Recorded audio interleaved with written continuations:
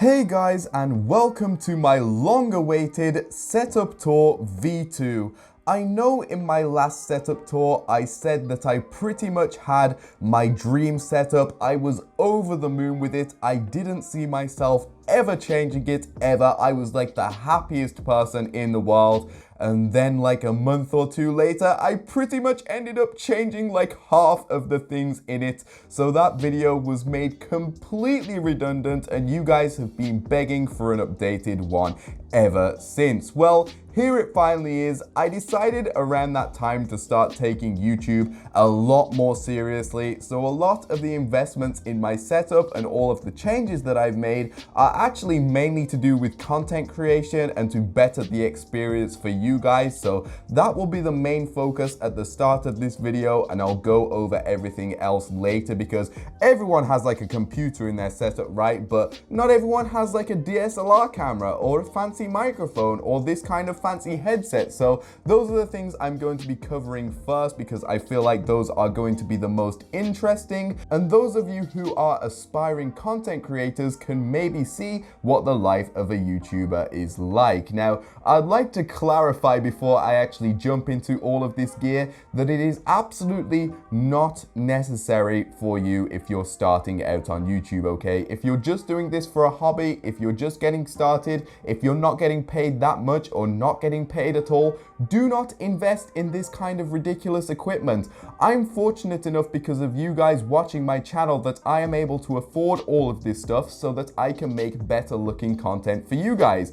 But if you don't have an audience and they're not supporting you enough for you to be able to go out and comfortably buy all this stuff, there's no need for you to get it. Even now, I don't really think there's that much need for me to have this fancy gear. There's so many YouTubers who are doing amazingly without a camera or maybe just a cheap webcam and just using a microphone like a Blue Yeti. You don't need a fancy mic setup like I have, but you know, I'm in this for the long run. I just wanted to invest now so I don't have to do it later. So I pretty much have the setup that I'm gonna stick with for the rest of my time as a YouTuber, I think, and I honestly couldn't be happier with the quality of my videos. So without further ado, let's jump straight into it. So starting off, you may notice that this is literally just my bedroom. I'm not in some fancy studio or something. I know this wall gives off some kind of an illusion that I'm in like a professional studio being a fancy YouTuber, but no, that's what's genius about this wall, and that's why I absolutely love it. Not only does it look cool and make for a good backdrop and make it look like I'm professional and in a studio or something, but it's actually highly functional. I mean, you guys might be able to hear it in this video because I'm not in front of this screen properly right now. It is really echoey in here. As you can see, there's like nothing on the walls. The floor is made of wood. The audio in here is absolutely horrible. So what this actually does is it catches a lot of the echoes and stops them and makes my microphone sound so much better. Honestly, without this, my microphone sounds awful. So this wall was like the #1 thing I wanted to add into my setup and was the first thing I actually got done. And I'm so grateful that I actually did it. So hopping into the setup here, you can see that I have a corner desk going on. And that's purely because, as you can see, I have both my laptop and a PC, and I wanted them both set up at the same time. And this is just the perfect way to do it.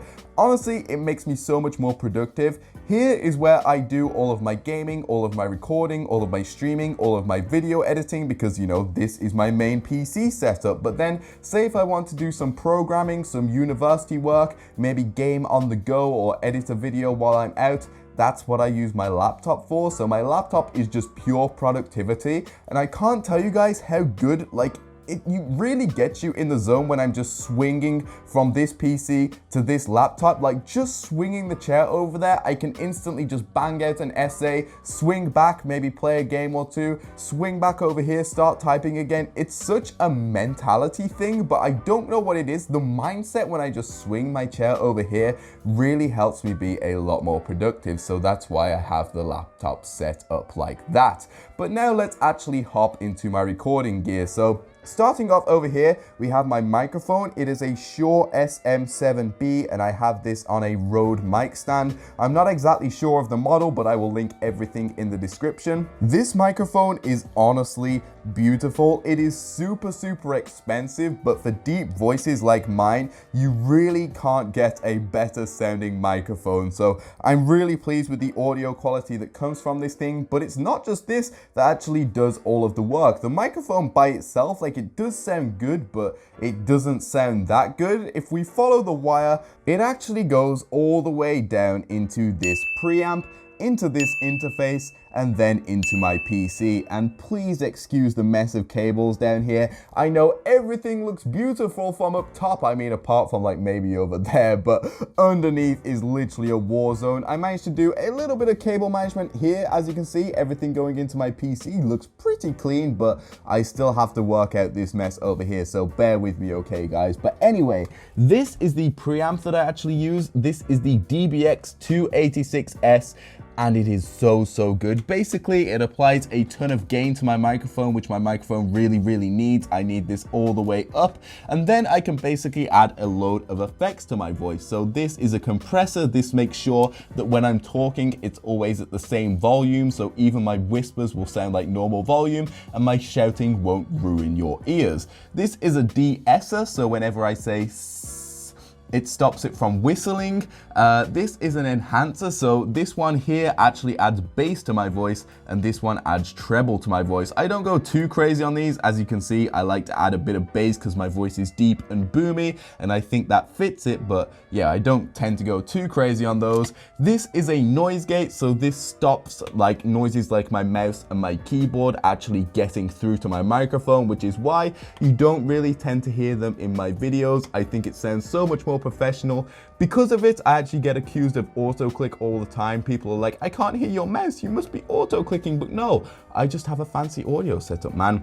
And finally, here is the output. So I add 5 decibels. It goes over here into my audio interface where I add a tiny bit more gain here before it goes into my PC. So that's my fancy audio setup. All in all, it costs around $1,000. Is it overkill? Absolutely, but I love the way it sounds. Resting on the end of my mic stand is my headset. This is a BEYERDYNAMIC DT990 Pro Black Limited Edition with 250 ohms. Honestly, this headset sounds phenomenal. I honestly can't tell you guys how important good audio is when you're video editing. Like, let alone the monitor, you really need good audio. And just for gaming, for listening to music, for all purposes, this headset is absolutely flawless and by far the best audio I have ever heard. Also, it's open back, which is awesome. As you can see, it kind of has this grill here. That's because it lets sound in and out of the headphones as well, so your ears don't get hot. You can actually hear people talking to you when you have the headphones on, so you don't need to take them off. And it also gives you a much wider soundstage. Like, it actually sounds like you're in the middle of a battlefield if you're playing a game or something. They are so nice, and these feed into my little headphone amp here, which is the KIYO Olympus 2. I simply just have the bass boost on this. It has a little bass boost switch because these honestly don't have that much bass, but once this bass boost is on, oh, it sounds beautiful, dude. And it has a little volume dial here. It's just a tiny little headphone amp, but so useful to have. Moving over here, we have my main camera. As you can see, I have a triple camera setup going on, but this is the one that I actually use for my face cam. It is actually a DSLR camera. It's not a webcam at all. This is the Canon 200D or Rebel SL2 if you're in the US. And I really can't complain about the quality on this thing. Again, it's absolutely overkill, but it looks so good, and I like to deliver the best looking content possible to you guys. So yeah, that kind of lives in this gap between my monitors. Fits in quite snug there, actually. It's great. I love the height of it. That's just chilling on a monopod there. I can adjust it as much as I want, but I think it's in a really good spot as it is. This little thing on the top is actually a light. It is crazy bright. Like, this camera does not do it justice. When I'm sitting at that, like underneath it, streaming for like 2 hours, when I come off it, literally I am blind. You know when you blink and you see like those fancy colors or just like dots just burnt? Like, I have those right now and it's only on for half a second. Imagine when I'm streaming, like I literally put my body through pain for you guys. But as you can see, there's a mini HDMI out here which actually goes all the way into this little Elgato cam link here, which actually allows me to connect my camera to my PC. Back up on the desk, we actually have my final tool that I use for content creation, and honestly, out of all of them, this is by far my best purchase. This is my favorite toy on my entire desk, dude. It is so much fun. It's an Elgato Stream Deck, and literally all it does is allow you to do pretty much anything at the push of a button. So if I want to open up OBS so I can start recording, I press that button and bam, OBS opens immediately. If I want to get in the zone to actually record a video, I already have that, but say if my Discord notifications were on, press that, turn my notifications off, press live, that opens my dashboard, that opens Streamlabs, that opens up my Minecraft stream. This is where I change to my face cam, zoomed in face cam, the normal scene, see how many viewers I have, mute my mic, turn my camera off. These are different sound effects that I've programmed in. This lets me save stream highlights. Honestly, you can do anything with this thing, and it is the most useful thing I have ever bought for my setup. Like, without this, I wouldn't even be able to make my stream highlight videos, which are like half the videos on my channel at this point. So definitely the best buy on the desk right there. Out of everything, out of all the crazy expensive equipment I have, I've fallen in love with this thing. Okay, so the final two pieces of equipment that I use for content creation, apart from obviously my keyboard, mouse, monitors, PC, all that kind of stuff, are these two cameras that I briefly mentioned earlier. This is a RAZER KIYO. I used to use this as my main webcam before I upgraded to this. Now I just use it as a secondary light pointed at my face, or sometimes I angle it down to point at my keyboard and record a keyboard cam. Now this one over here is the Logitech C920. This was my very first webcam that I used to use way back in the day just to record face cams very occasionally or live stream with them or whatever. It's a perfectly decent webcam. It's cheap, it looks pretty good, you can't go wrong with it. But now, as you can see, you can probably guess from what I did with this one, I just have it angled down, pointed at my mouse for a mouse cam. So now that I've gone over pretty much everything that I use for content creation, this can turn into a relatively normal setup tour, starting off with the main event, my custom built PC. Honestly, surprisingly, this is pretty much the exact same PC that was in my last setup tour. I just gave it a fancy new skin. I took it out the case basically and put it in a nicer looking case with some RGB lights, swapped out the CPU cooler because that one actually came with the case and it looks so dope. But basically this PC has an i7 7700K overclocked to 4.8 gigahertz. It has 32 gigs of DDR4 3200 megahertz RAM and a GTX 1080 Ti. Yeah, you have a GTX 1080 Ti just to play Minecraft? Shh. I don't only play Minecraft, okay? I play Roblox too. But moving over here, we have my main setup. Obviously, I've covered all this stuff. But my keyboard is the Corsair K95 RGB Platinum with Cherry MX Brown switches. I love this keyboard. I can't fault it. It looks beautiful. It feels beautiful. It's made out of stainless steel. Like, honestly, this could kill a man. It's so good. It has this nice strip across the top as well, which reflects across my entire desk. I just hit my monitor. I'm so sorry, monitor. But as you can see, it also reflects off of these as well. It honestly looks so cool. I keep wanting to get new keyboards because new equipment is always so exciting, but then I remind myself of just how good this keyboard is and I can't bring myself to change it. Like, literally everything about this keyboard is perfect, even down to the media switches, man. Like, my old keyboard was the RAZER BLACKWIDOW CHROMA, which I have with my laptop setup, and I love that keyboard so much, but as you can see, no media switches, so it made me a sad boy. I honestly can't live without these anymore, so I'm sorry RAZER, but I gotta stick with this, man, even though RAZER have put out a new keyboard lately, which does look nice. But shut up, Callum, this keyboard is fine. You don't need it. I don't need it. I don't need it. I definitely don't need it. Over here is my mouse, which is the Logitech G Pro. Can't fault this mouse at all. Its sensor is absolutely pinpoint accurate. It never spins out. I can flick it, spin it, do whatever as much as I want, and it is always laser precise. It's actually quite scary how accurate this thing is. It's small, it's light, it's nimble. It's like it was made for me, dude. I literally have the world's smallest hands. I'm a 20-year-old fully grown man. And look at the size of my hands, dude. They barely fit around this, and this is like the smallest gaming mouse you can get. But yeah, it's great. I can honestly just zip around my mouse mat with this mouse just because of how light and how nimble it is. Speaking of the mouse mat, this is the ZOWIE GSR. Can't go wrong with it. Nice and big, nice and soft. Everything you could ever want, really. Here, my cable is actually feeding into a mouse bungee. This is nothing special. This just stops my cable from getting caught on anything on my desk, like my monitors or whatever, and just keeps the cable at a nice length. Obviously, it's like the most I'd ever need it. So yeah, that's a nice piece of equipment to get. Over here is my main monitor, which is honestly beautiful. Like, words can't do this monitor justice. It costs an absolute bomb, but literally every single penny is worth it. If I zoom in a little bit there, it literally looks like I'm just chilling on a lake, dude. The quality is that good. This is a 1440p IPS 144 Hz panel, and the colors are honestly insane. They're so accurate. It's 144 Hz, it's 1440p, it's huge, it's 27 inches. It's everything I could ever want, especially since I'm constantly editing videos and making thumbnails. Color accuracy is really important for doing that kind of stuff. So this monitor was everything I needed. Plus that 144 Hz and 1440p for gaming looks so good.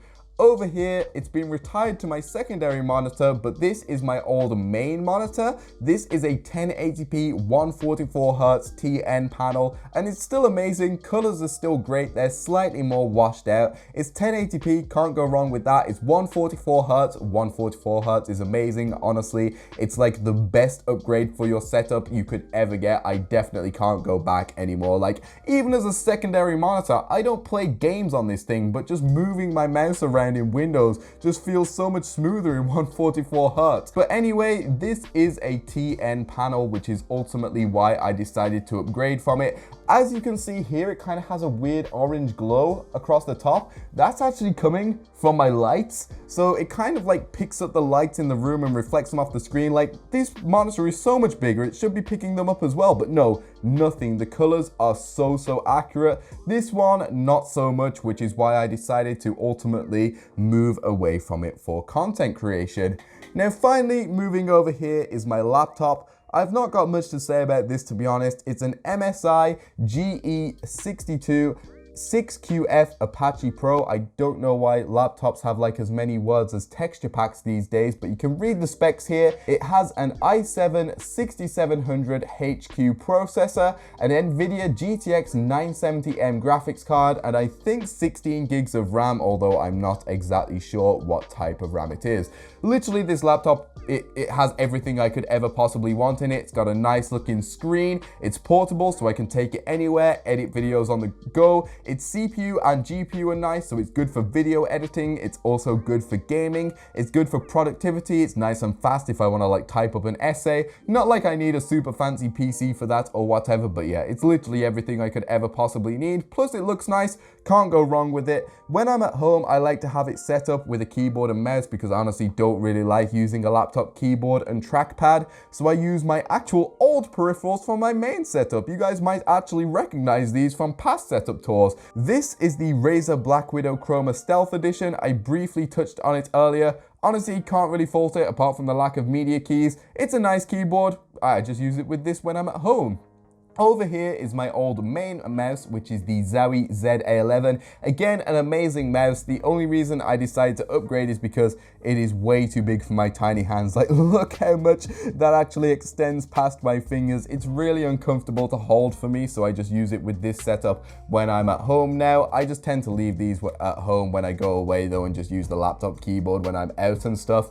And I use my old headset, which is the HYPERX Cloud 2s, with this laptop. So that concludes pretty much everything. I hope you guys did enjoy this setup tour. Wait, I do actually have to add one last thing, and that's down here. I have a PS4. I know it shocked me that I also became a console scrub, but I literally only use it to play Spider-Man PS4. It's my brother's old PS4. He gave it me when he upgraded to a PS4 Pro. So I literally just have that hooked up to this monitor, and occasionally I play Spider-Man PS4 if I want to. But that does it for my setup tour, and I guess I could cover the chair. I mean, it's It's just a chair. It's not a gaming chair anymore, which makes me sad, but it's the one that I mentioned in a video that I stole from my mom. It's ergonomic, it's so comfortable. For some reason, this crazy thing costs like $1,000, but yeah, it's so worth it. And I'm gonna keep sitting on it until my mom literally takes it away from me, dude. So yeah, I'm absorbing every single possible second I can in that bad boy. If you guys did enjoy this video, please be sure to leave a like and subscribe if you're brand new to the channel, and I will see you guys around. Peace. Epic, 3 letters, don't forget it. Pronounce soul, but I got soul in excess. The next best to the best, but the best ain't reigned yet. So I guess we all kings, yes. A rising tide will raise all boats, but if you throw stones